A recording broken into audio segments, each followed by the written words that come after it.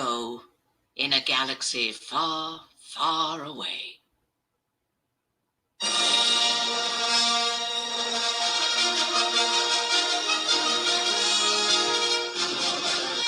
Random House Audio presents Star Wars.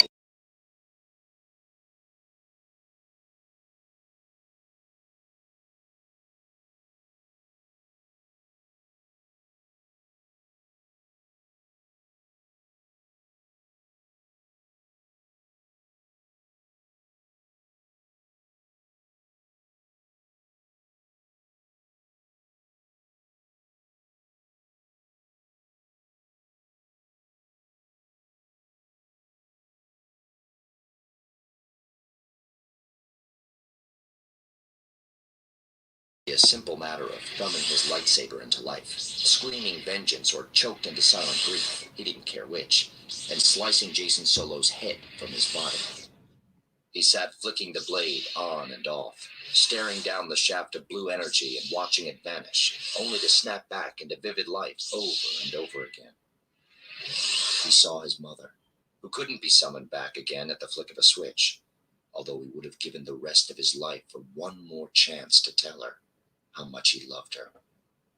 But the image that he wanted to erase yet couldn't was Jaina Solo's face. I had the chance to kill him. Dad stopped me. Maybe I could have killed Jason without turning dark. Will I ever get another chance? Jedi had killed Sith before, but nobody thought it was an instant passport to the dark side. Some dirty jobs had to be done. Ben had thought his absolute, all-consuming need to destroy Jason had passed, but it hadn't, and neither had his grief.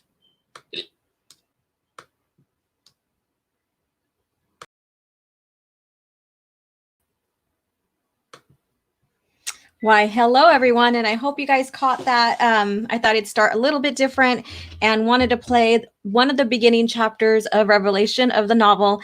And this one is of Ben Solo contemplating about, his mother.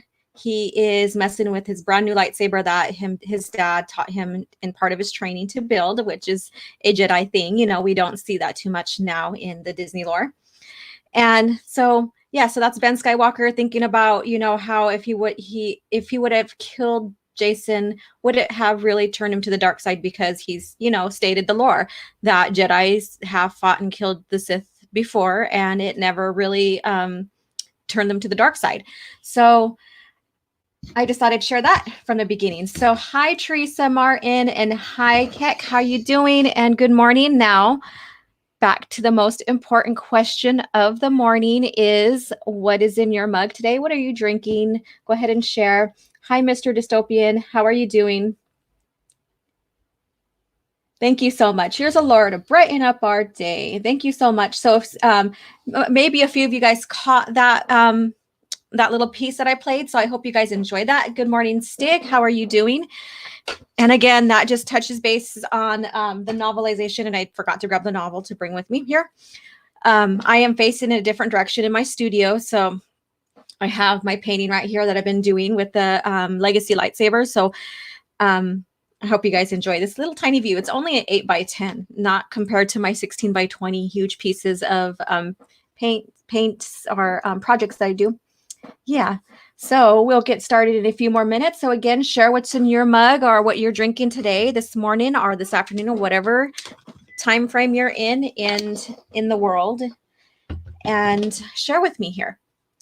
It's been a good morning so far. Just getting things done. Actually fed myself. I usually feed myself after the live stream. So I had a chance to really sit down, eat, read, go over some of the material that I want to touch bases on here.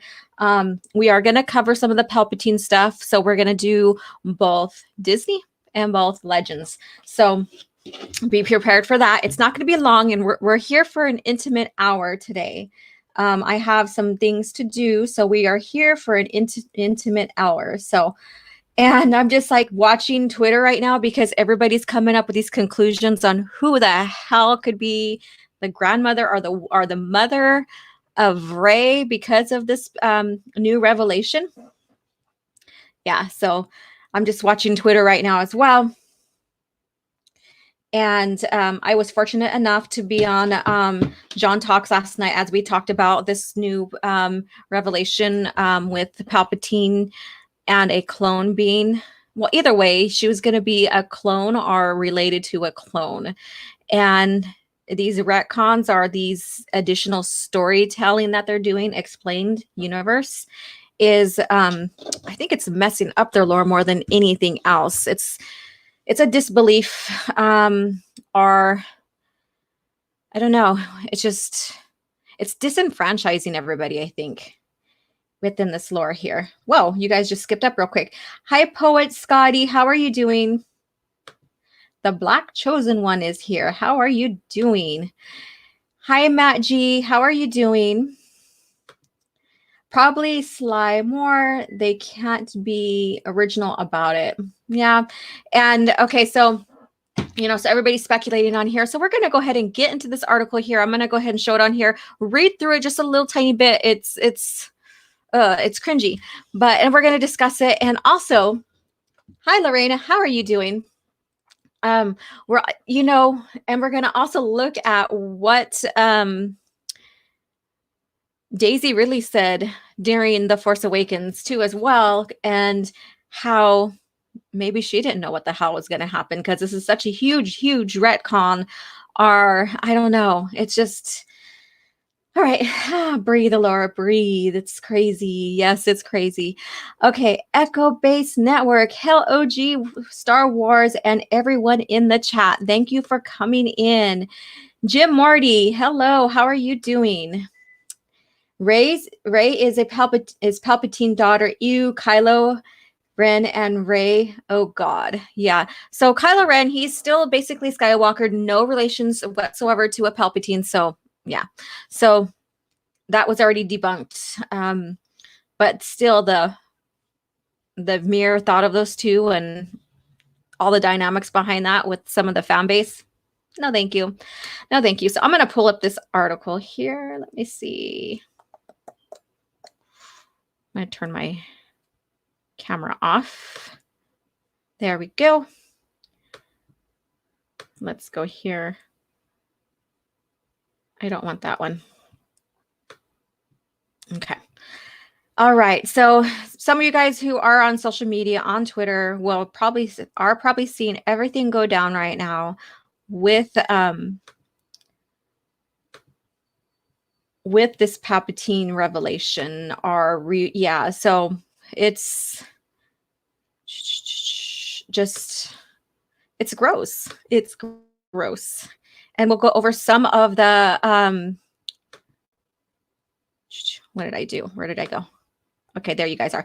Okay, so we'll go over some of the, like legends and even some of the things to where it's like, why didn't they use Palpatine, supposed to be the most smartest, tactical, conniving, brilliant man who orchestrated both the wars in the prequel trilogy. How did he get so fucking dumb with this? Okay, so it's like I said, it's a disbelief here. So I lost the article. Here we go. All right, Star Wars confirms Rey's father is a failed Palpatine clone. Woo! All right. The Star Wars The Rise of Skywalker novelization reveals Rey's father was actually a failed Emperor Palpatine clone in the Eternal built. Jeez, I can't even spit that out. Need more coffee. The Star Wars Rise of Skywalker novelization reveals Rey's father is actually a failed Palpatine clone. One of the biggest and most controversial reveals in the film is that Rey is the Emperor's granddaughter, descending from ultimate evil, while Rise of Skywalker director J.J. Abrams and co-writer Chris Terrio have done their best to explain why the plot twist is compelling.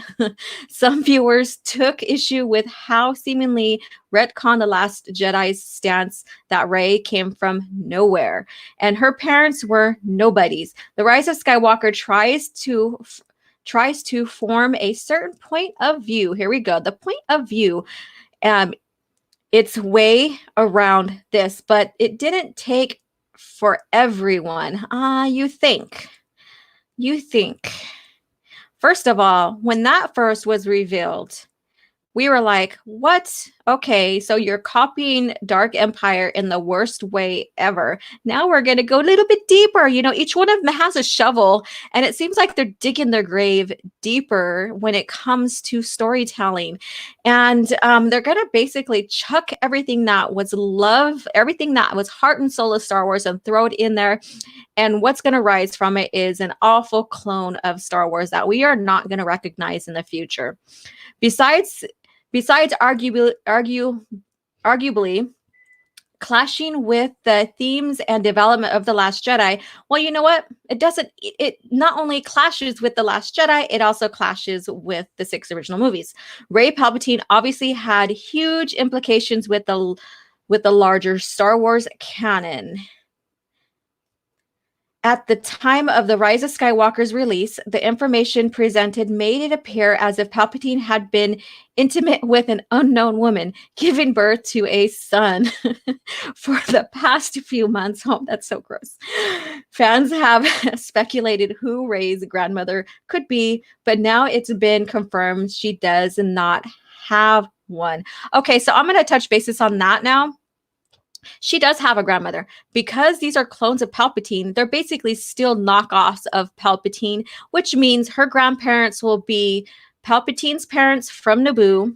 That, if you know the lore, he killed his parents. So, you know, they're not alive anymore, of course, and they wouldn't be alive in this time frame anyways. And then also her mother's parents. So basically she does have a grandmother. Any clones that were you know, of Palpatine would basically be, you know, she maybe would call uncles or daddy. I don't know. So we'll expand a little bit more on that. During the scene in the Rise of Skywalker novelization when Rey is feigning taking part in a Sith ritual on Exile to trick Palpatine right before she passes a lightsaber to Ben, she has visions of her grandfather's past. Of course, she's one of those, just has visions and everything comes conveniently. I don't know. I'm just tired of this. This passage in the book reveals after Return of the Jedi, Palpatine thrusts. You know, this is how it all began, by a thrust. His conscience into the clone body. However, the transfer was imperfect. You just, yeah, I don't know. My mind is like spinning on this. And members of the Sith Eternal worked tirelessly to engineer a new vessel for Palpatine's essence. Okay, so basically we're the ones that were cloning, and I will expand on that more. That I think that why I believe Palpatine is so friggin' stupid now in Disney Star Wars. One of these attempts is described as a useless, powerless failure who was a not quite identical clone. While this body wasn't fit to house Palpatine's power, it was still able to live and eventually become Rey's father. Look at, there he is. One of her fathers. Back in January, Rise of Skywalker editor Marion Brandon revealed they cut additional Palpatine's backstory in an effort to condense the film. They condense it, and when they did that, it was like there was no classical Star Wars breaks, like how we see when we see Luke reflecting in the binary sunset. When we see Luke sitting with his sister, revealing that they're twins, you know, there was those quiet moments. There was no quiet moments. That's the classic thing about Star Wars, is that you have the quiet moments that not only the characters reflect, but you get to reflect with them. You get to experience that quietness, and that has more, I wouldn't say drama, that has more effect to the story and draws you more into the story than watching scene by scene by scene by scene of action. So that's what was brilliant with Star Wars in the past. So breathe. Brandon had mentioned that initially the movie got more in depth into what was keeping Palpatine alive, and it's been confirmed that Rise of Skywalker script included a line about Palpatine's being a clone. While it's understood understandable why the Rise of Skywalker creative team would want to keep things moving and economically find a way around the topic of Palpatine's return. A case can be made it would have been good to include some of this in the film. You think it would be good to use one of the main plots to why Palpatine, the main plot to how Palpatine survived in the story, instead of explaining it in your explained universe. It may have cleared up questions some people had. Palpatine's role in the Rise of Skywalker received criticism. Yep, scrutiny as well. In some circles, for coming across as sudden and tacked on with a context of the sequel trilogy. His past between Return of the Jedi and The Force Awakens could have been fleshed out. You think. Okay, so I'm not going to read any more of this. I'm done. I am done. And we're at the last part of that. And let me turn my camera back on. So let's go ahead and read what you guys had to say about this. And if you followed me on John's live stream last night, you would probably have an idea what I'm going to talk about here regarding the cloning and stuff. Okay. Let's see here. Hail OG Star Wars, everyone in chat. Okay, so let's see here. Peter, our poet. Rey is a Palpatine's daughter. Ew, Kylo Ren. Okay, so I already read that one. Sorry, but yeah. Okay, Stig. Daisy said Rey's parents were in episode 7. Didn't see Palpatine in episode 7. And that's the thing. This was pointed out today in Twitter by TT. And basically, Rey was like, it's obvious who her parents are. You know, they are in the movie, and that was in episode 7. So clearly, either they had a plan of her, and a lot of people speculated it was Luke Skywalker. If they had a plan for her to be his daughter or whatever, or even Han and Leia's daughter, or whatever, they totally switch that up. They totally switch it up. And it's common for, you know, and I'm not sticking up for anything. I'm just going with common sense here. It's common for, you know, stuff to be switched up along the way, because we didn't, you know, Leia wasn't supposed to be Luke's sister until towards the middle end, or towards the end. So that was a big reveal.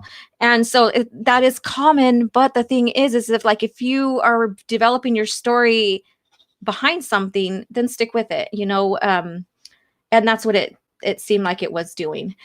Crazy Eye Jedi, Rey, the daughter of clone Shmi Skywalker, Disney, destined to destroy Star Wars. I hope not. You know, I speculated that last night when we're like, okay, what's next? What's the other clone? You know, are there going to be any more clone revelations? You know, you're a clone kind of thing. We were joking around. And I pointed out, watch, they're going to somehow, you know, have her Shmi be her mother or something like that. So let me take a drink. Stig, she is not the granddaughter, since her father was a clone of Palpy, not the son of Palpy. Exactly. And that's the thing, is people are like, oh, well, and I just retweeted what Star Wars put on Twitter saying, oh, well, Rey doesn't have a grandmother, you know, because of Palpatine, because basically Palpatine's not the grandfather or whatever. I don't know. I forgot exactly what it stated. And let me go find it and read it off my phone here. And so I commented on it because I was like, wait a minute, you guys are idiots. You guys are idiots on how they're spinning this. It's like common sense here. And I'm going to go into the Boba Fett, the Fett thing line. Oh, let's see here. Where did it go? All right, Rey, this is from Star Wars Facts. Okay, so Star Wars Facts states this, and I'm like, do you even know how to, you know, about family lineage and how this goes? Rey doesn't have a grandmother because Rey's father was a failed Palpatine clone created by the Sith Eternal while experimenting on a vessel for Palpatine's return. So what I retweeted was, well, any other clones of Palpatine would just be her uncle. You know, in parentheses, uncle, or maybe daddy. We should call them all daddies. They're all her daddy. They're all her pappy. They're all her daddies.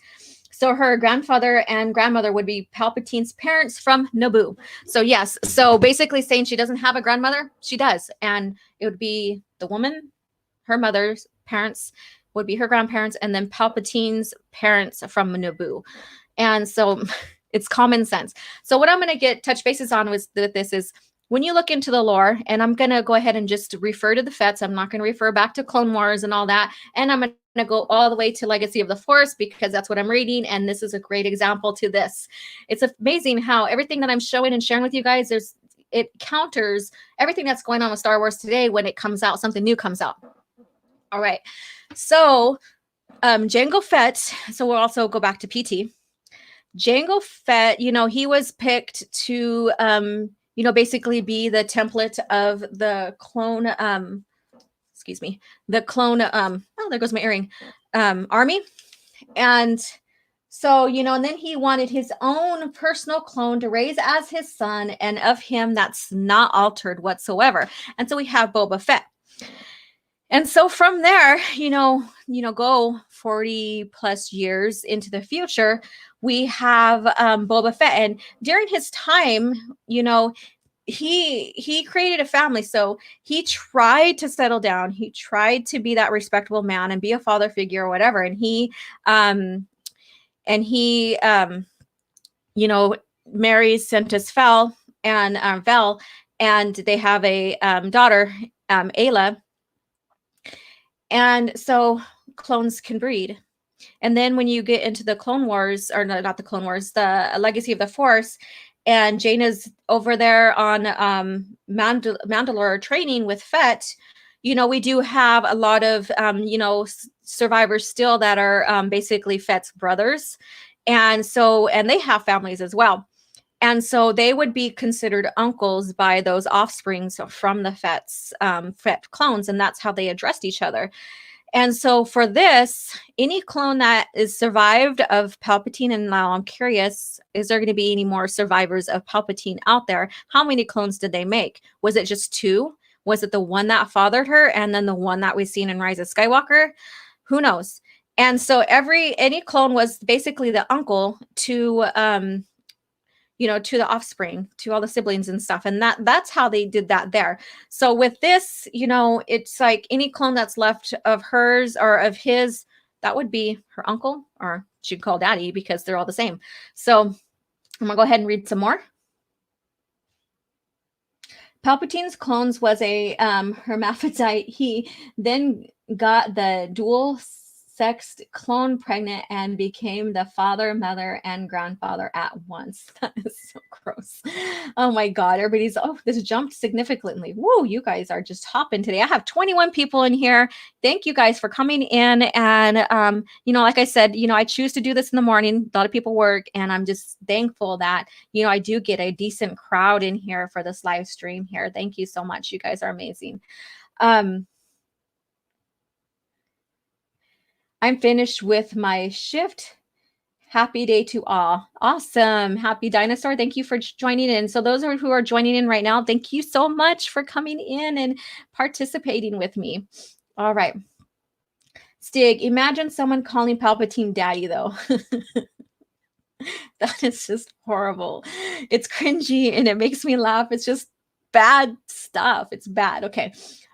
Well, in Legends, there is a speculation of him having a child as well. So who knows? Will it be answered in Clone Wars? It's raining clones. It's raining clones. And I want to say hallelujah. No.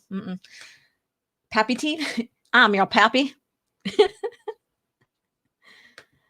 Okay, Jim Morty. Palpatine's clone was the hermaphrodite. Palpatine then got the okay, I won't go. Crazy Eye Jedi, the sound like multiplicity movies from 96 was playing as they were wrote this. I don't know.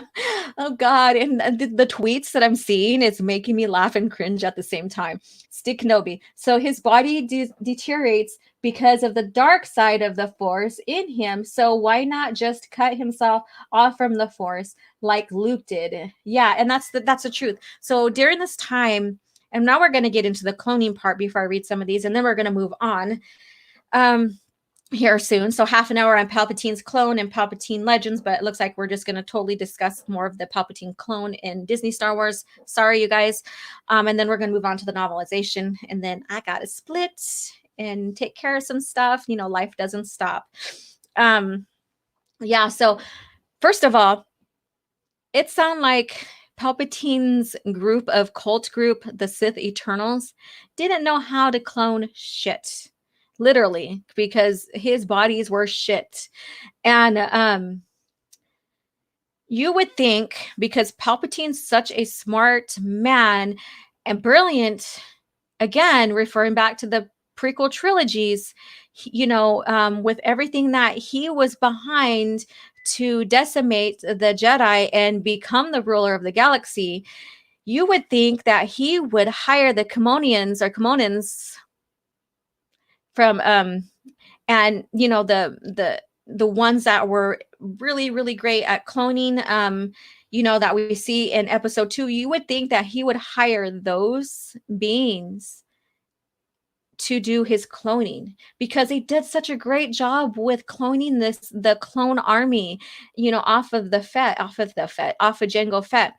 And you would think that they would have them or hire one of them to do the cloning, and so that he would have a body that he can sustain. And when you look in legends like George Sabayoth, the cloned Jedi, now he's a dark Jedi that we see in Thrawn trilogy. If you have not read it, read it. And you would think, okay, so we have these clones, and he's supposed to be a good, he's a Jedi, was in the light. You see in the legends, the history of legends, that usually, most likely, clones that are force sensitive, that are clones, they start going crazy. And even clones themselves, in legends, they usually use Sith or crap, I got it at the tip of my tongue. Yislamiri to block the Force away, so that the Force doesn't manipulate and hinder the growth of clones. And that was developed in post Return of the Jedi. And they push the Force away, and it helps the clones develop much better in the brain and in other functions of their body. And in the duology, the Thrawn duology, when Thrawn's clone, because Thrawn was being cloned too, they had those lizard-like animals that block the Force in there to help with the development of the clones. So you would think that Palpatine himself would orchestrate better, get experience, get professionals to do his cloning, so none of these mistakes would happen. And you would also think that if he is wanting to rule the galaxy still, that he wouldn't sit and wait while his body is like falling apart, sitting there and boom, there goes his arm. I'm just exaggerating on this, but and you would think that he would, at least within 10 years, like we see in Dark Empire, within 10 years, he would go ahead and start coming out and revealing himself and his army and everything, and want to take over right away instead of waiting and not use anybody else. And when you read the Disney lore, he had a contingency plan. Well, it wasn't a contingency. So if he dies, then he made it to where the Empire would deconstruct without him. That's in, in the lore. But then yet he clones Snoke to take his place. That doesn't make sense. So there's another thing that, their canon doesn't make sense now from that. All right. Let's see here. Hi, Matt G. Okay. Jim Morty, the clones was created by Palpatine. It was, in fact, the hermaphrodite. Palpy then got the dual-sexed clone pregnant. Rey was born. He was that lustful for power. He did himself. And we're coming up with all these different proddies now. And hi, Grodnov. How are you doing? Oh, Lord. Oh, my God. Okay. I'm in the Twitter jail for making too many posts and looking like a spam bot. I'm so sorry. I was on a Ryan is a great threat and had to post the hot dog charts to every Ryan lover I could find. Oh my God. Well, I'm glad you're here with us and checking in and reporting in. I just skipped forward. The Palpy is a clone theory is just a lame ass Palpy survived the Death Star 2 theory. Yep. Well, he obviously still survived it. You know, maybe not his body, but I agree. Utter garbage. Can we have a trio of Anakin Skywalker clones who behave like they're stooges in episode 10? Hello, Willie. How are you doing? Lorena, 22 people watching. Yes, thank you, darling. You're just amazing. Love you. Love you. I know. I am just like so tired. This is crazy, numbing to the mind. How about a clone Han who clones himself so he can let Chewie go and enjoy his own company on the Falcon? So let him go. It's if clone came, or if Han came back as a clone, Chewie would probably still want to hang out with him. Maybe. Am I understanding you right? OG Star Wars, Kathleen Kennedy is a clone, actually. Grab knob. How about we find out Luke was a clone and the real Luke was actually hiding on another planet to get away from grumpy, sarcastic clone who he hates. Well, you would think that he would just go ahead and knock him down, get rid of him like we see in the Thrawn trilogy. All right, crap. I got it on the tip of my tongue. Poor choice of words there, OGs. Hey, I'm just speaking the truth here. You know, that's what you said. That's no judgment here, darling. No judgment. All right, grab knob the troll. As for diversity and LGBT stuff, isn't it obvious R2D2 and C3PO are a gay couple? You know what?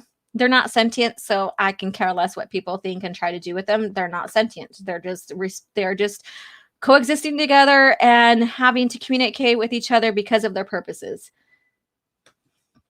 JJ cloned the plot Dark Empire badly. He did. He's like, oh, let's see. The fans hated this. Let me do it 10 times worse. Okay. I'm doing okay. Just job hunting. Oh, nice. Well, I hope you find what you're looking for and you get in a job that, you know, suits you and you're happy with. Yep, he's cloned named Jake. Laugh out loud. Hey, Damajanai, how are you doing? Good morning or afternoon, whatever it is where you're at. Well, at least no one is cloning Admiral Haldo. Please don't give anybody any ideas. No. Okay, Grob Knob the Troll. That wasn't me saying Luke. It was his dumb clone, Jake. Good morning, y'all. Hello, Second Street Marvel. How are you doing? All right. So, you know, so like I said, the Kamonians, he should have hired the Kamonians. That would have made a lot more sense with that. They, you know, that wasn't really expanded on in Dark Empire because at the time the PT wasn't out. So if they wanted to do something that was, you know, in continuity with their time frame and all the material that they have, all the source material that they have, you would think that they would have the Kamonians, you know, at least hire one of them to be, you know, produce the clones because of how well, you know, they did with the clones in, you know, from the Clone Wars and from the PT. And so that's just something else that boggles me. And like I pointed out some things that, you know, are contradictive to the story with this new plot twist, I guess you could say. So with that being said, that felt good. All right. Let's see here. You're welcome, Willie. Let's see. Don't Haldo you're tough. Huh? Am I not getting that? Am I not getting it? Haldo might be still flying around in space. Maybe, you know, maybe she learned, because they said she was force sensitive. Maybe she learned how to fly, you know, Mary Poppins, just like Leia did, you know, who knows? And so one thing I wanted to touch bases on is that basically another point, like I said, and, you know, that I have the article in front of me, I'm not going to pull it up because we got to switch gears here pretty soon, is that, you know, Daisy Diddley.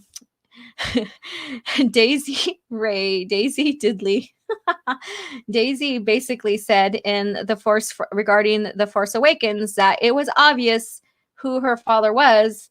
So I wonder what her take is. So I'm like sitting there back quietly to see if there's going to be anything, any type of statement that's going to be made by her regarding this new thing and this new revelation with Palpatine being her father, or Rey's father.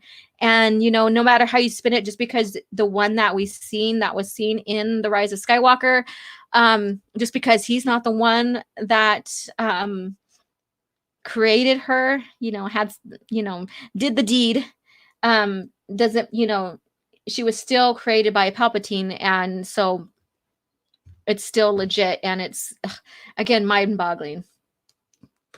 All you need is a strand or a strand of purple hair. Yeah, of course. And that's the thing too. Okay, so on top of that, they said that his body was already dead in Return of the Jedi.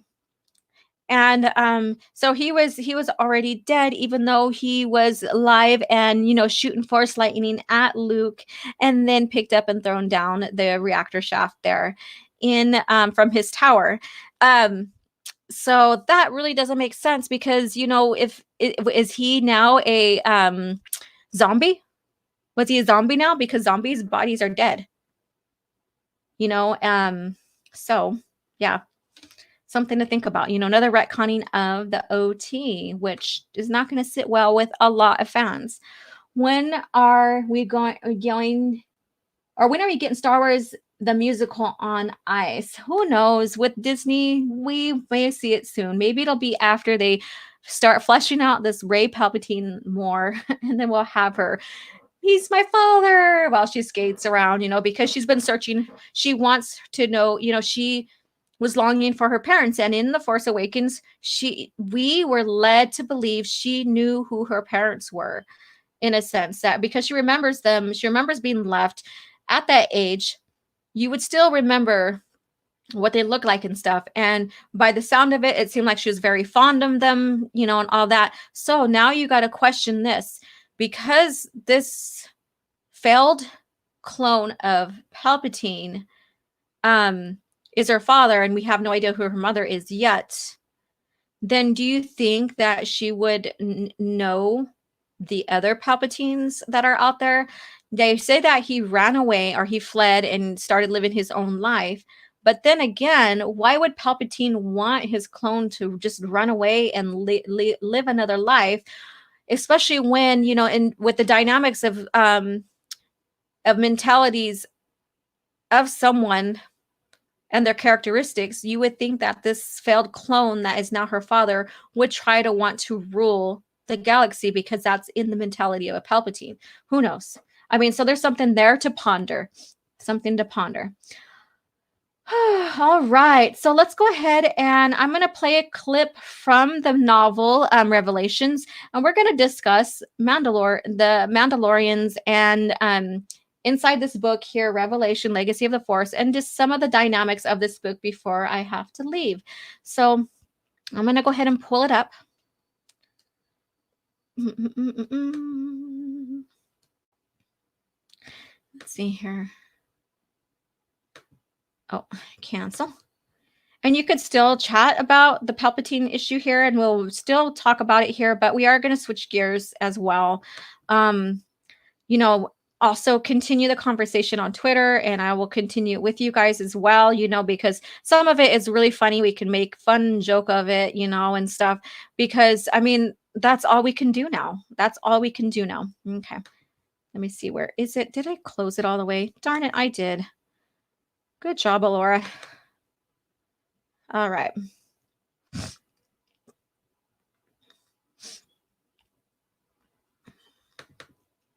I thought I shrank the window, and I clicked the X on it. It simply shifted position. Stop.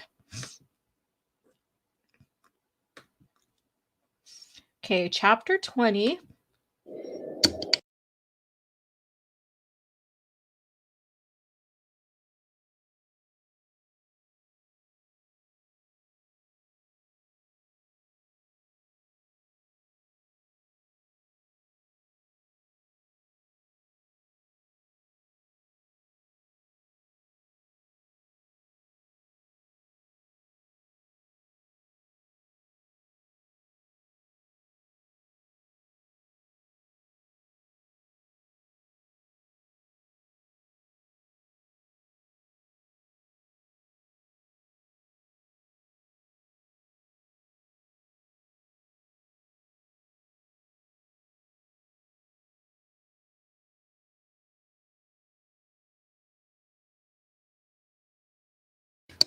So he was on a 5-year hiatus from the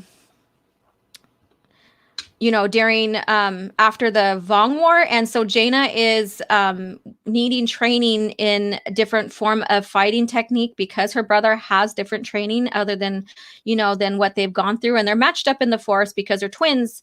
But because he had 5-year hiatus and additional training, she's seeking training with Boba Fett so that she can also have tactics that he can't predict on, with her using. So she's on Mandalore and she discovers Force sensitives there as well. And we're going to take a look at this and talk about this as well. Let me see here. I don't know how far I want to go into this. I apologize for sneaking in, Jaina said. Give her some credit for coming here unarmed at least. The man in the motley armor took off his helmet, a blood red and gray thing that didn't match another plate on him. He was in his 50s, with very dark eyes and gray streaked black hair. I'm Venku, also known as Kadika. He looked at the old man with a distracted fondness. My respected Ori Buyir here is Gotab. Well, so we all know what we are. We're Mandalorians, Jedi Solo, said Venku. What did you think we were? It struck Jaina that maybe the rest of Keldabai didn't know these men were Force sensitive. Given the enmity between Jedi and Mandalorians, maybe they were undercover or stranded here, or no. She couldn't come up with a plausible explanation. She couldn't imagine any Jedi being out of the loop for so long that she didn't know of them. But there was always the possibility that they weren't Jedi and just Force sensitives. But the old man radiated trained powers and a sense of healing, of reconciliation, of all kinds of soothing things that didn't go with the blaster or his hostile expression. He wasn't a random genetic event. Doesn't matter, Jaina said at last. My mother came here during the Empire's occupation. She met your leader at the time. In fact, We're doing a lot better than we were in your mother's day. No thanks to the New Republic or the GA.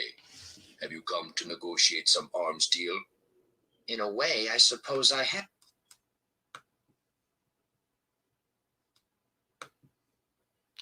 All right. So that is her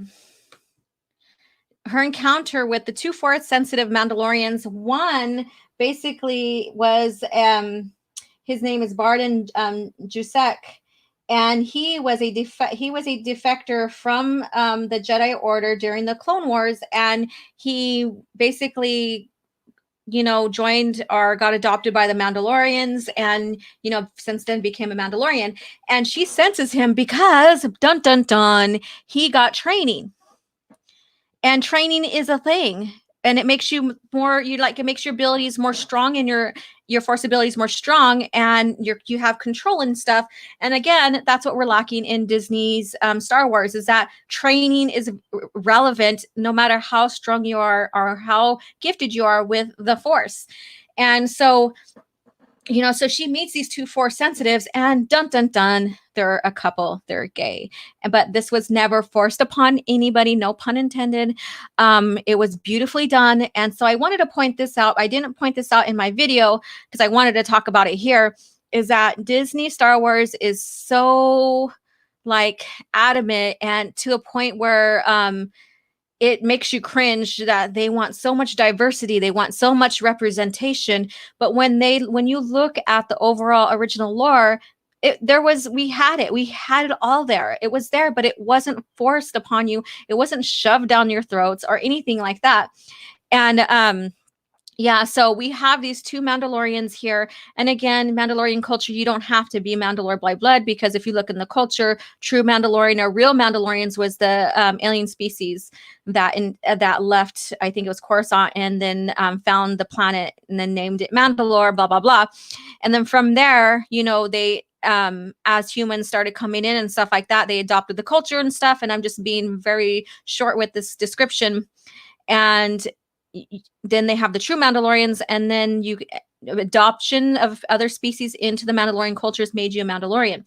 So, so they had all that established there. So, the Fets, that's how they came to be Mandalorian as well. And so we have, Jaina again seeking training by Boba Fett, and he does train her. And it's a very, very interesting read. If you love Jaina Solo as well, and you want to learn more about Boba Fett, the Mandalorians during that time frame, read the book. It's amazing. And the relationship with Boba Fett and the Solos is very interesting as well. For me, it is.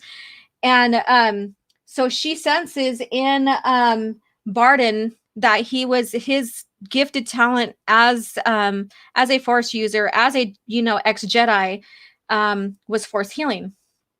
And so Boba Fett, like I said before, he has a wife, and it's Sintis Vel, and she got ambushed and encased in carbonite for 30 years. And I'm not going to go too much into the story because I want you to read. I don't want to give too much out, but I want to spark your interest. They find her, and they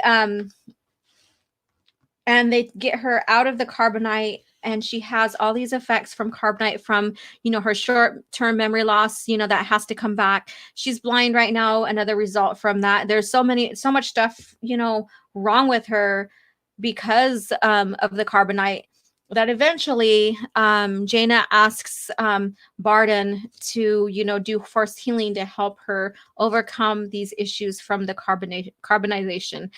And so it's a compelling read. You get to learn Boba Fett's story with his granddaughter, because he has a granddaughter too. And yes, clones can reproduce, and Boba Fett has his family. And so that's an interesting take on that as well. And we do have Pelion in the story. So if you love the Thrawn trilogy, and you even Tatooine Ghost has Pelion in there, but the interaction between the Falcon and the Chimera is not extensive, so you don't really get to hear from Pelion. And it's assumption that Thrawn is a part of that too, but he's not mentioned. And so we have that because the Tatooine Ghost is right before the Thrawn trilogy. In fact, during that time frame, she's not wanting to have kids because she's afraid that any of her offspring will be another Vader. And through Tatooine Ghost, I'm not trying to switch gears, I'm just trying to tie stories up so that you guys get excited and want to read, or get the audibles. That novel is when and where Leia makes peace with herself, peace with her father, and peace with her Skywalker legacy. And so go back and read. I did put a clip of her finding, or her having her grandmother's diary or journal that she was creating for Anakin on my Twitter. Go find that. It's an interesting listen. Yeah. And then so we have Pelion in here, and this is the novel Pelion Dies. And so if you're a big fan of Pelion, he dies here. I'm not going to say what happens. Read the book. However, it is very compelling. And we also get Natasi Dala starting to be reintroduced into the story here. And Jason and Luke have a little showdown in their X-Wings, their stealth X-Wings. And Luke Skywalker uses a Falanasi Force illusion on Jason to confront him, and he wants him to land on Fondor, the planet Fondor, so that he can start talking and reasoning with him to try to redeem him. And Jason's like, "I'm not your father, Luke. I don't need to be redeemed." And so that right there shares that Jason's like, I'm set in my ways. This is who I am. I'm meant to be a Sith. I refuse your redemption. You're not going to fool me with that. You can't do that to me. So I'm going to go ahead and read your guys' comments. Training, what is training? Exactly. Training, what is training?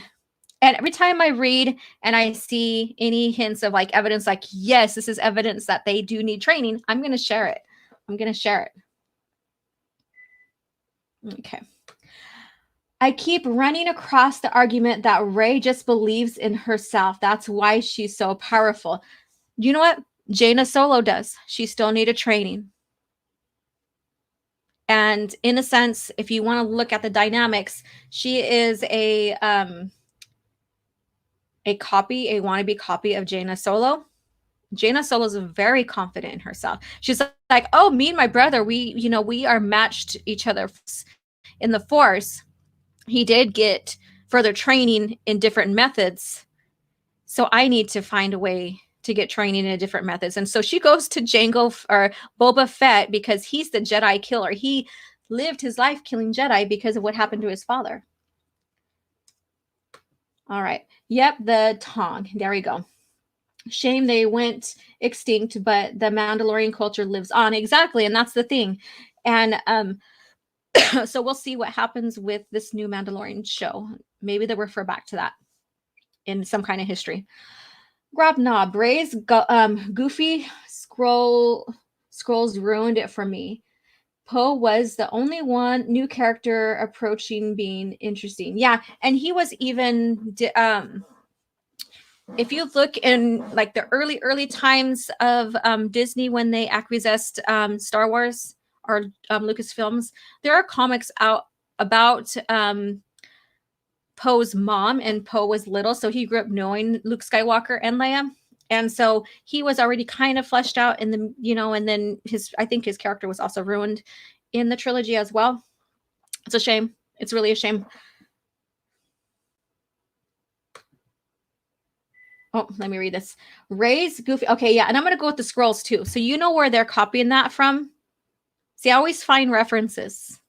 And they say they don't have any source materials, and they say they wanted to get rid of the original EU for their own creative freedom.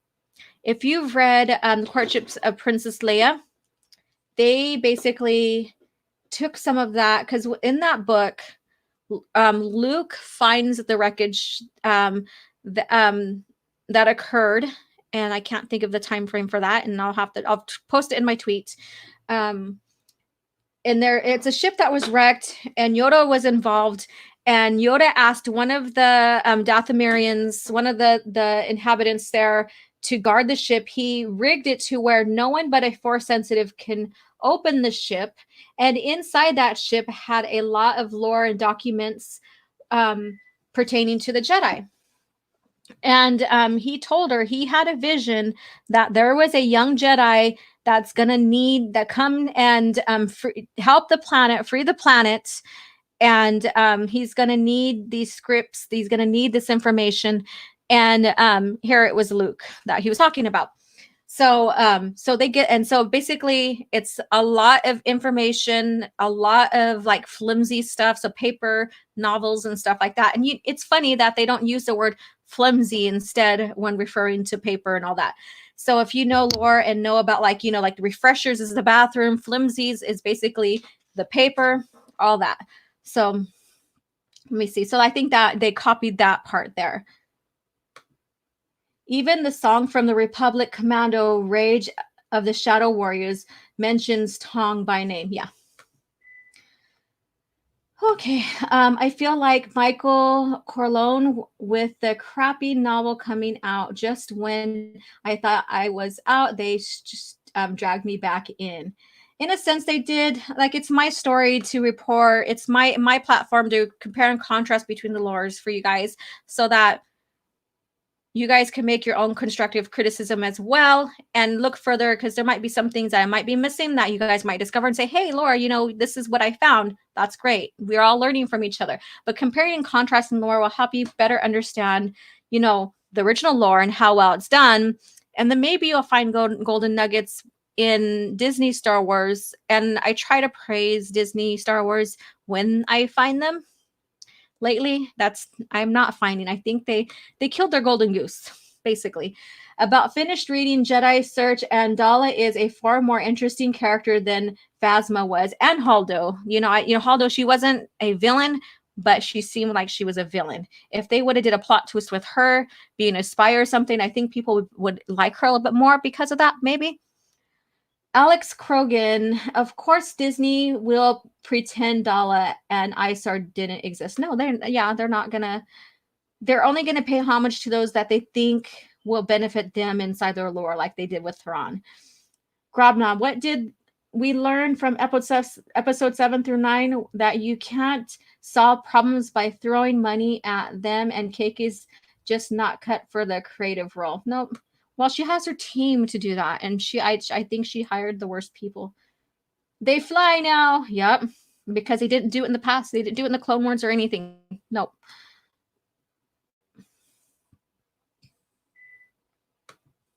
Hey, sweetie. Been busy at work, but I'm here for a few minutes. I got to go here pretty soon as well, probably like within the next 10 minutes. So enjoy the chat with us. Keep it going. I'm glad you are here. Thank you for stopping in, Abunas. Dead Rebel Storage. Creative freedom, my foot. They just want the characters without worry about the continuity of what had come before. Yes, exactly. Well, no, the movies came before. So even if they said, okay, like they did with Legends, they said, okay, the original lore, going to be Legends, maybe a parallel universe. We still have the movies. We're going to build off the movies. They're destroyed. They destroyed their foundation of the movies. They destroyed it. They need to lock her down until her contract is over. Now, I know you're exaggerating and stuff like that. And they give her the gold watch, a bunch of flowers, and exit fast. She is still highly involved. She's the president. And so when there was reported, I don't believe it unless, because if this is happening, this would be big story. I live in California. I'm 3 hours away from Hollywood. If they're keeping, and Lucasfilm's headquarters in San Francisco area, I think, or something. Well, anyways, if they are trying to keep, excuse me, Kennedy from the Mandalorian set, it's not going to work. She's the president. So they can't keep her. And then plus she has producers rights. When you look at this scrolls at the end of the credits, she has producer rights. So they can't stop her from going in there. They can't, if they legally stop her, it's going to be all over the news. Not just rumors and speculations. Awesome. Listening and taking notes now. And that's the thing. You got to think about it in a business wise. If you're going to prevent your own president, your own leadership from going in to, the productions and stuff like that, because you don't want them there, it's going to cause problems for the company. Like I said, and it's going to be out there in not social media, but media itself. People are going to jump on it. The headlines, the news is going to jump on it like crazy. Kathleen Kennedy was blocked or prohibited from going on set, the Mandalorian set. It's not going to happen because that's going to be bad publicity. And so I really don't believe that. And I will believe it once it's proven and once it's out and once a statement is made by the company itself that she can no longer take any they won't let her take any precedence in anything, that it's just bad publication. They already have Iger out, stepping down now. And that itself is,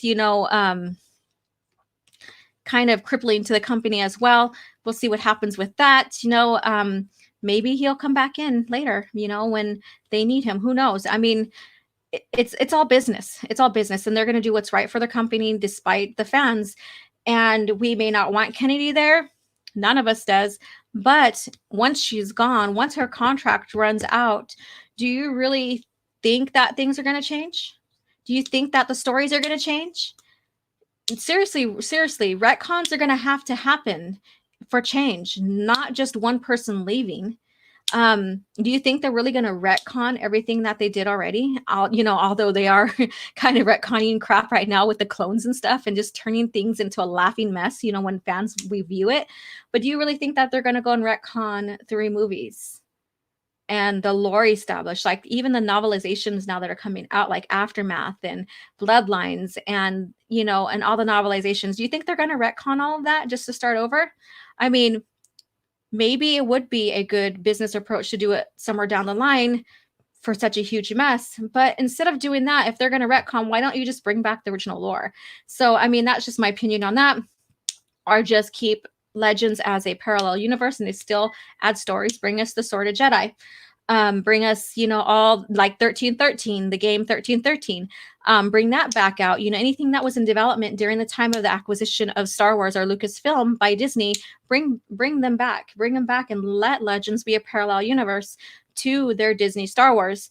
And then maybe, you know, you would have happier fans. You would have fans that are satisfied with the material with Star Wars, because we are given what we love.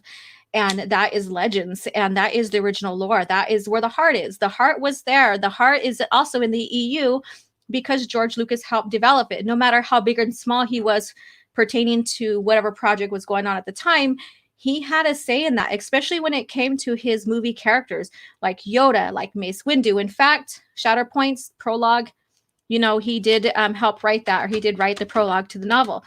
So, you know, and then so whatever his level of participation was in the EU, he was still involved. He was a busy man. He was making other films when the EU was just strictly EU for a time frame after he got done with his movies. And so he was off doing his own thing, still having to run his company, Lucasfilm. So he had his associates, you know, run it according to what he wanted and how he wanted the material to be presented in the lore, whether he decided to, you know, create the character or not, or the plot story or not. He did approve everything. And like I said, the film characters were the major ones that he had to say. And, you know, that's even with Luke, you know, and there's that speculation. There's that thing, well, George didn't like Mara Jade and George didn't want Luke married. He approved it. He approved it because that's his main character. That's his first main character was Luke Skywalker. So if he did not want Luke to be married, he wasn't going to be married. Just like Yoda. He didn't want Yoda's species to be revealed. He wanted Yoda to remain that sage, that mystery. And so he stopped that. He didn't want Luke killed in Vector Prime in the beginning of New Jedi Order. And I think I was talking with Abu Nas about this, but so they are like, well, how about, George was like, I don't want you to kill Luke basically, but why don't you kill Leia or Han or, you know, and he was naming these characters. So he put Leia on the chopping block. And the authors didn't sit well with it, not with, you know, killing off Han, not with the killing off Leia. So they chose Chewie. So that's the story behind that. So when you hear people say, well, George didn't have a say or wasn't involved or didn't like the EU, if he didn't like it, there wouldn't be an EU. He, yes, it was still money coming in. It's a business. But if he didn't like it, he would have just not have it done. If he didn't like it, then we wouldn't see it. Just like he was like, I'm done making movies. I'm done making the movies about the Skywalker family, basically. And that's why we have these, you know, like this, you know, the information about the wills that he wanted expanded on. So he's like, I am done. I don't have no more story to tell. The EU is very creative. Return of the Jedi is the end of the movies, and he wanted to expand a little bit more. So I'm going to go ahead and read these comments now, and then we're going to start closing out. Hey, Drunk 3PO, I am so glad you're here. I need to go work out too. That'll be later on tonight, or yeah. Grobnob scroll, her frown, her horrid, grumpy mouth expression. I guess scroll is an English word from America's Don't Get. Oh, okay. Sorry, I misunderstood you. Hollywood, you never find a more wretched hive of scum and villainy. That's true. I love that. Thank you. Iger is still on board of directors for Disney. I just voted against his serving another year. Okay, yeah. So I love this. She's an investor. Yeah, and so yeah, he basically is out the door. He's not fully done yet. He's on his way out, and he will be out by the end of 2001. So Dead Rebel Storage. Hello. The whole tree is poison roots, trunk, branches, and leaves. Shake my head. Only way this sequel trilogy can be retconned is the maker comes back in charge of it all. And that's the thing. And I talked about this last night with John Talks. He is like, well, what do you think about George coming back? And I'm like, if he came back, it's still not going to be his story. because he's going to have to go with what was established through Disney's ownership, not what he wants. He's going to have to match everything up with their story. It's not going to be his anymore.